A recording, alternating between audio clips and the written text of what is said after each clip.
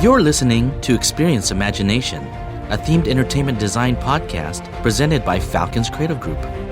Every episode, we discuss a new topic with a panel of creative professionals. Hi, I'm Cecil McPurry, Chief Executive Officer of Falcons. Hi everyone, I'm Audrey DeLong. Thanks for tuning in to Experience Imagination.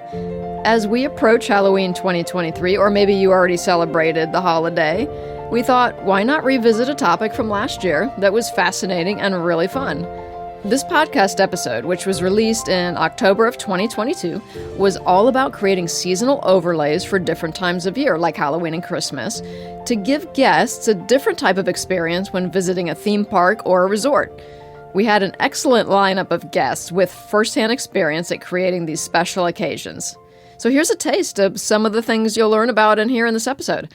How seasonal celebrations play a role in boosting ticket sales, what considerations are taken into account when planning events for kids, families, and adults, and what happens to the millions of pounds of ice that's used in those popular ice shows at Gaylord hotels when the event ends.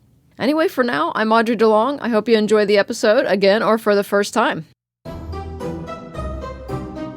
Well, here it is again, spooky season. Halloween is one of the biggest retail events of the year. Collectively, Americans spent a cool $10 billion last year on this holiday. You know, there's an insatiable appetite for all things Halloween, all things that are scary and ghoulish and gooey with the candy. But I don't want to get off track, though. We want to talk about how we indulge in activities outside of the home, things you can't experience at your own home, right? And interestingly enough, some of the most popular Halloween-themed events started out as a weekend thing. I can't believe that. That was all they did. And now it's like a month and a half. So that's our topic for this episode, bringing a holiday season to life through themed entertainment. We might even talk about more than just Halloween. So coming up, we have some guests with experience doing this very thing for a variety of industries. So we'll cover many different angles. But first, I want to bring in Jason Ambler, our president of digital media. Hey, Jason. Hey, Audrey.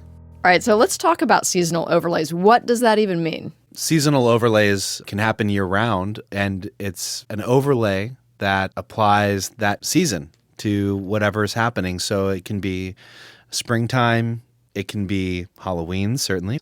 And of course, you have the holidays and Christmas time and bringing in the holiday vibe into a space. Mm-hmm. They know they're going to experience something unique and different every year, which brings them back again and again. And I think for the various operators that do it, I think you're seeing an expansion year over year because they are also accumulating more product and things that they have to store somewhere in a warehouse. But they're essentially kind of building out that seasonal overlay and continuing to add new features. And some things may stay the same, but just by offering some new marketable piece, they know they're going to see a huge spike in visitation. So location-based entertainment venues have caught on, that the limited time type of experience and product is very, very lucrative. It drives people to make that purchase decision right then and there because they know if they don't do it then they're going to miss it and they're going to regret it. So it's a little bit of a psychology at play here, but it's, again, very successful and people cherish those things and can look back on those memories very fondly. So let's talk about what Falcons has done in this area. What are some of your favorite Falcons projects? One of my favorite examples, because it just got such an amazing response, was what we did with Dragon's Treasure in Macau at City of Dreams. For a few years, we were doing Chinese New Year celebration video piece that started each show. And we saw just amazing responses from the audience that saw, the year of the rabbit, the year of the tiger. They saw these characters brought to life, and it was also in the spirit of good luck. And because it was a casino, people felt like going to these experiences would somehow make them do better at the slot machine or the tables. So that was a really great experience and something that it was incorporated into more of a media-based show. All right. Well, Jason, thanks for setting up this fun topic for us. Absolutely. Happy to be here and looking forward to hearing from the other guests. I'm extremely happy to welcome Diana Prats, Director of Park Operations at Falcons Beyond, and Barbara Smith, Sales Manager at Kathmandu Park, Majorca. Hi, ladies. Hello. Hello. Good to have you join us. Thank you for being here. First, tell our listeners about the park in Majorca, Spain. Some people might not be familiar with it, or they haven't been lucky enough to visit the park or the island. So talk about that a little bit. Let's start with Barbara. Audrey, super great for having us on. A little bit about the island. Majorca is one of the Balearic Islands. For those of you who don't know, there's 3 of them. It's warm, and it makes our island, especially for European people, 2.5-hour journey. So that makes us one of the hottest spots for tourists, and that's what basically our industry is. Our park we're right in the middle of the center. The island is divided to the north, south, and the east, and we're down the south, and we're in a place called Magaluf. It's a fun place to be, and it is also family orientated, and that's where our park is. Let me just jump in, Babs, if you want. I'll give you a bit of story of Kathmandu. Kathmandu was founded in 2007, 15 years ago, and it was an organic development. We started with the house attraction is one of our signature attractions. Then we expanded with the mini golf, the expedition golf, interactive theatre experiences, splash park, and soft play. And there was nothing similar or like this in Majorca. So now I could say we're one of the most popular attractions on the island. And for who has not visited Majorca, I think it's a really fun place and beautiful place to visit. And the best place I can say is Kathmandu Park in Majorca. She's not biased or anything, but anyway. It's not year-round. We open in April and we close right after Halloween. So it's a 7-month operation. But it's a place to visit in winter and summer because we've got outdoor attraction, but we've also got indoor attractions. Let's talk about the holidays. Since you're not open over the Christmas holiday, and I know we're going to get into Halloween a bit, what other seasons, if you will, does the park celebrate? What we celebrate big time and has become a big thing now is Easter, Audrey, because before Easter in Spain, I don't know if any of you know, but it's all about processions. It's kind of like heavy style. Yeah, very so we kind of add a little bit of fun to the park by opening the park. We're always open for Easter, which is very busy time. It's when we start everything in motion, and we do like Easter bunny hunts. We have photo calls with bunnies, and we just make it a little bit fun. Nice and colourful. Yeah, and colourful. Yep. And it gets us out there for the beginning of the season, marketing-wise. Why is it important for theme parks to offer this type of escape? I mean, from the retail perspective, is it something where you can offer different products during that season? Well, we do, and we're getting better at it, but because we've been celebrating Halloween since the start, and we started more focused for adults from the park site, and we had Night of Frozen Dead, that it was a terror pass. It was really, really cool and creepy inside the house in the basement, and the hotel was more focused on kids. And it's just developed, and after COVID and everything, because we have the capacity restrictions, that in the end, it's worked more as a family focused product for Halloween, no? I think what it does by making these special dates, it puts us out there in the marketing place. Yeah.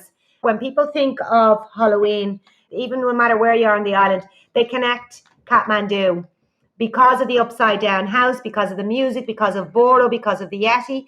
And what it's done is you're forgetting that the island is so small and so far away, and it's only in the last 10 years that people realized what Halloween was. So now you'll have parks who are in competition with us and hotels who are gone into the Halloween market because obviously they realize there is money to be made. All right, so let's talk about how many years the Halloween event has been at Kathmandu Park, Majorca, and how many days does it last? Initially, we did celebrate on the 31st, and then slowly we've added more dates, near the event, and then extending since the hotel, of course, the weekends of October, that's helped us a lot, to bring guests in the lower months of the season. I've just left the hotel just to give you inside info, and I just asked before I came, and we're 92% full, Audrey. Yeah. So that for October the 23rd, or 24th, it's a success. Yes. And I think we did last year, we kind of risked it for a biscuit, as they say, and we decided to go for it and do the whole month of Halloween, and it really worked. That sounds like a lot of fun. I'm wondering, since you already have the upside down house that you spoke about, do you use that? Do you leverage it as a haunted house? We did a few years ago, and it was really, really cool. It was called Night of Frozen Dead, and we had live actors, and I mean, the decorations were really, really scary. But as I said, in a natural way, we've just developed more into a family-friendly Halloween product in the end. Yeah, and we'll do a trick or treat and the client will get our mug. So it's a really cool souvenir. It's also PR and marketing for us. And then a fab cool bag with leather strings and then also lots of sweets. So it's really good value. And plus there's going to be 8 entertainers in the upside down house doing the treasure hunt, the trick or treat for the sweets. So it was really going to be fun. An interesting detail this year, we've managed, to revenue management with the prices, because since last year, we had the challenge of the capacity restrictions with COVID. Mm-hmm. So we thought, wanted to manage better capacities, and because we are more popular, the prices that we charge in this year are higher than ever. Well, you can justify it because you get the crowds. The hotel books up a little bit more than usual for this time. What do you think it is about Halloween in particular that brings people back again and again, maybe repeat customers? I would say, that we've created a trend, and that each year, we invest and we develop a quality product, and then also they stay in the hotels, and it's kind of an end of event for everyone that they want to repeat. A close of the summer for many, especially the residents. They kind of feel before it goes into the winter series that they kind of go, well, we're going to finish off the summer. Yeah. And you find families and actually people who work in hotels, would you believe it? You cannot believe, Audrey, the amount of people have rang me who work in other hotels who are closing the 27, 28. They have booked Kathmandu, because if you work in the hotel industry, it's nice then to go to a hotel. Yeah. And because they know we do Halloween and we know we're open till the beginning of November, they stay around. Any future events around seasons that you could tell us about? Because our season is 7 months and Easter is our big one, and then it's due to the heat, or it's so warm that basically we base it around the summer. We did this year, we have lots of July and August. Not everybody is off in July and August, so therefore their children are in summer camps. So this year and last year what we did was we promoted the summer camps and we give them a good offer. So you could have an avalanche of like 300 7-year-olds all of a sudden in the park, which you can imagine is fun. And this year we dedicated some things to school promotions also, because with COVID, so many places and so many restrictions, as you know, worldwide, that we decided to kind of jump on the bandwagon, and we did a special offer for schools. And so far we have lots of schools booked for next June. So but big events like that. We used to do the cosplay event or the steampunk week too. Those were really, really big that we haven't done these last years because of COVID. Yeah. But those were really cool events. All right. Well, we're going to wrap up the conversation here. Thank you so much, Diana and Barbara, for joining us. It was a lot of fun. Pleasure to talk to you, Audrey. Thank you very much for including us. Okay. Thank you. We're joined now by Sadri Alexander, Entertainment Senior Manager for the Americas at Melia Hotels International. Hello, Sadri. Hello, Audrey. Good morning. Thank you very much for having me today in your program. Thank you so much. And, the first thing I want to ask you is about your role.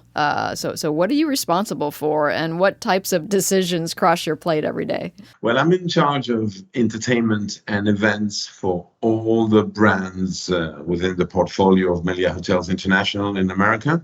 All the programs, budgets, concepts, all the events that we do throughout the entire year. And I have a team working very close to me, and they're the ones who makes it reality in the hotels. Perfect. And how many hotels are we talking about here? I will roughly say about 20 hotels have entertainment, more or less. Okay. And that's spread out over, is it 12 countries? Yes, more or less 12 countries in between North America, the Caribbean, South America. Yes, more or less 12 countries. All right, sure. So we're going to switch gears a little bit here and talk about seasonal overlays. What are some of the holidays that Melia celebrates with stylized theming? We do celebrate most of the American holidays and the local holidays and the Spanish holidays as well, for being a Spanish company. So we do have plenty of holidays.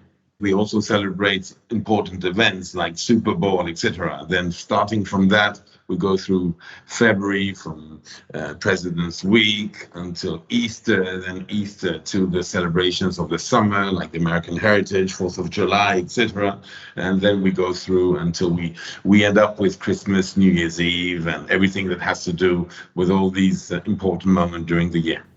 Oh, that is a lot. I'm kind of wondering, since there are so many, it seems like there's ways to appeal to all the demographics, or do you just really focus on kids and families? Actually, we are expert in kids and family and in adults program as well. I mean, we have programs that combines and where we reconnect families with granny, grandpa, mom, dad, the kids can all enjoy and have a great time all together. Then at the same time, we have purely programs for kids in the kids clubs with different age groups. And we also have, of course, programs and experiences designed for adults so they can find a moment of peace and tranquility. So we touch a bit all the demographic generally. Oh, that's excellent. You talked a little bit about being spread over the 12 countries and, all the various cultural considerations that you have to think about. I'm kind of wondering, how is Halloween celebrated in Latin America versus like what a United States Melia property would do? We do celebrate Halloween in a traditional way, trick or treat, parties with families, very like what actually we do in America. But we also combine it with the local culture.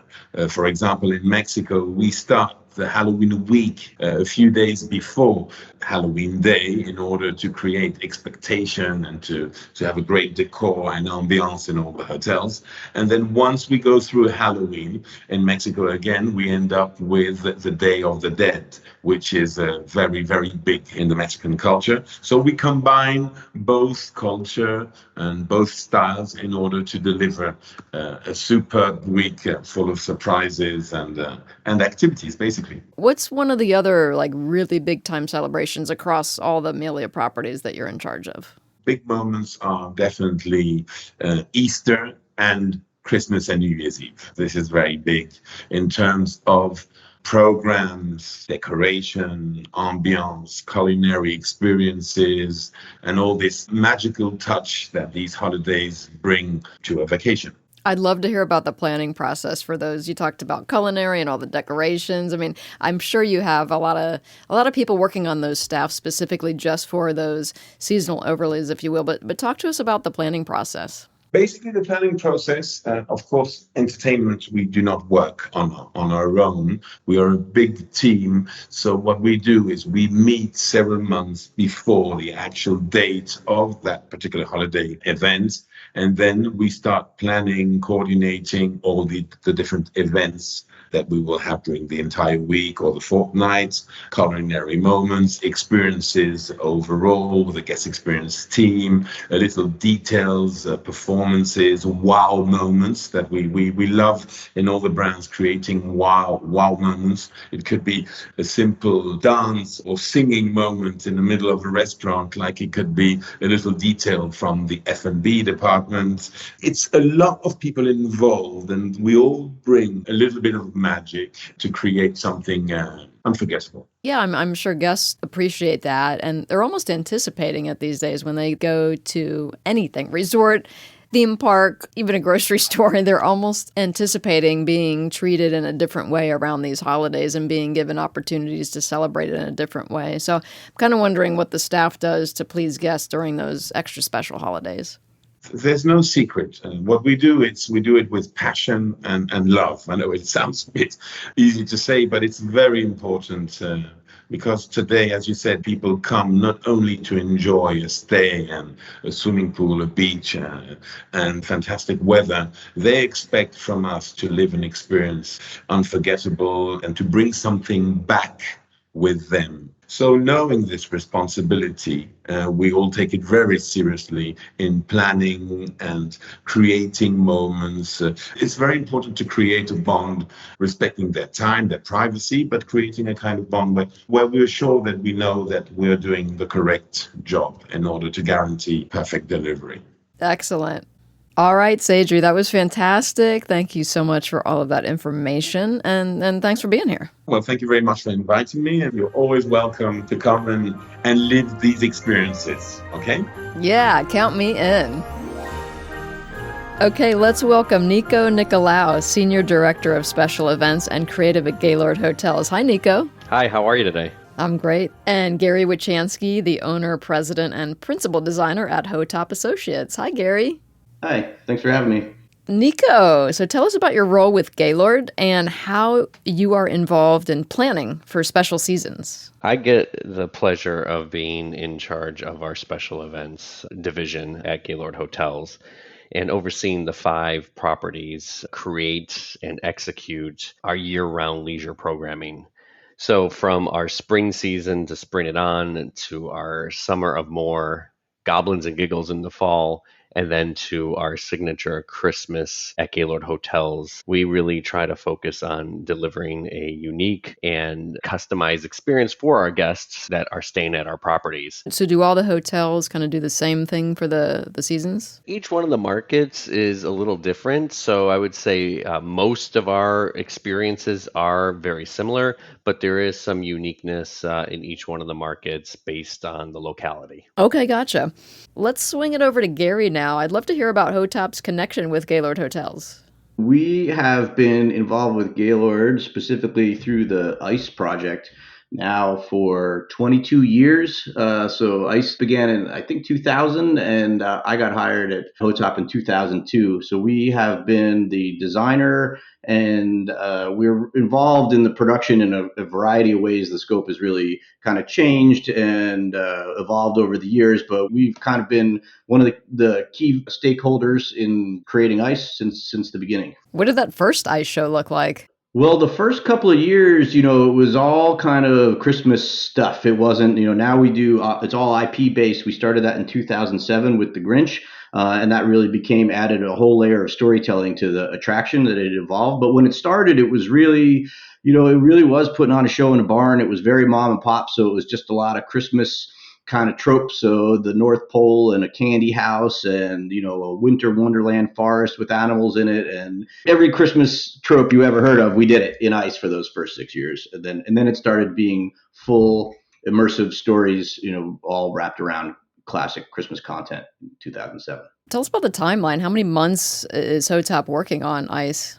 So a new show typically is selected by the end of the year. So November, December, we know what it's going to be. And really January or February, we will start the design process and drive all the way until the show opens. I think as the shows rotate for us, that usually starts later, March or April. We start adapting because the venues aren't all the same. So it is 9 months to a year every year. And now, we're doing 5 of them at once. So it's kind of always ICE season in our office in some corner of the space.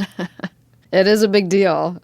Nico, let me get your take on just the massive nature of this. I'm kind of curious, how much ice is used? How cold is it inside? What are some of the things that people can do? Can you tell us about that? Yeah, absolutely. Ice is our main attraction. It is 2 million pounds of hand-carved ice from the artisans from Harbin, China. They trek all the way over here to share this generational artistry and talent with us. And the attractions are roughly between 15,000 and 17,000 square feet. It's anywhere from 6,000 to 8,000 blocks of ice that are shipped to each location from different ice plants around the country. You got clear ice, white ice, colored ice, and then they really work in that environment for about 30 to 35 days in just straight carving to put together this amazing attraction and, retell these incredible stories. The attractions are 9 degrees. I mean, especially at the Gaylord Palms in Central Florida, I always say it's an engineering marvel to get that space that cold when it's 110 degrees outside with the humidity at times. But we work with a great group of partners. Those partners like Gary from Hotop and several of the other ones really focus on delivering this, great attraction to our guests across the country. So I'm just going to repeat this. You said 2 million pounds of ice? 2 million pounds of ice. It's a lot of ice. So what happens to that ice after the show? That is the most popular question I think we get asked. We have benefits of the natural environments that they obviously pull the ice out of the structure, and Florida just melts. There's not much more to say outside of that. And then we focus on making sure it's all done in a safe way and a clean way, and then we move on to the next year.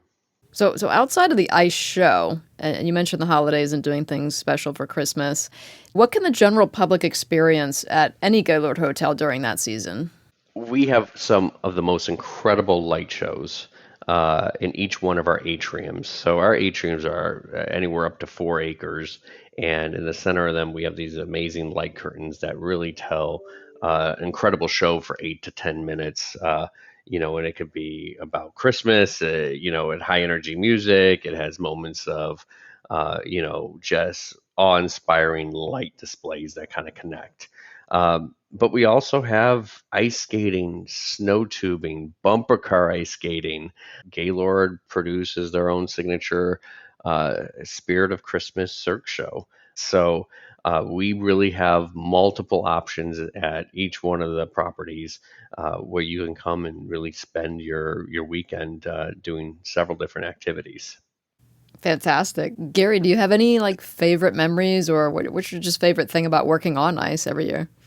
I think the thing that I really always come back to when thinking about the whole experience is the relationship with the carvers, because you, as an art director, you're working with these, 35 guys who you can't talk to. And we work through a translator, but it's super inefficient. You're talking about sculpture and, these kind of abstract things, and you're trying to work through extremely technical challenges with the construction process, all without, with this communication barrier. And I always found that there were always certain carvers where you would kind of develop this third language, and I would always seek out certain carvers and builders who I knew could understand what I was trying to say, and just by kind of talking in my my 6 words of Chinese, and the bond I kind of created with those guys is really stays with me. And now as a leader, and I go back and I visit, I run into carvers that I worked with 15 years ago, and we have it's very emotional, we're really connected to each other. And I think that kind of care and attention that going into the construction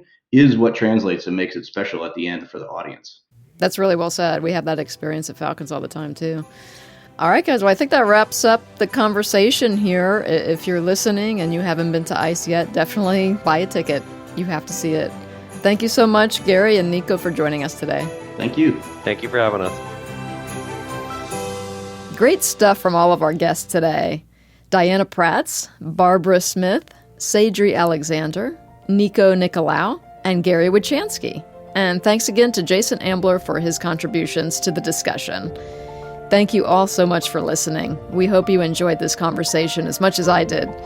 Please join us again next time for another episode of Experience Imagination. Thank you for listening to Experience Imagination, a Falcons Creative Group production. If you enjoyed this episode, please subscribe to the podcast and share with your friends. To keep up with our latest news, visit us on the web at falconscreativegroup.com and follow us on LinkedIn, Facebook, Twitter, and Instagram. If you have any questions, comments, or ideas for future episodes, please email us at podcast@falconscreativegroup.com.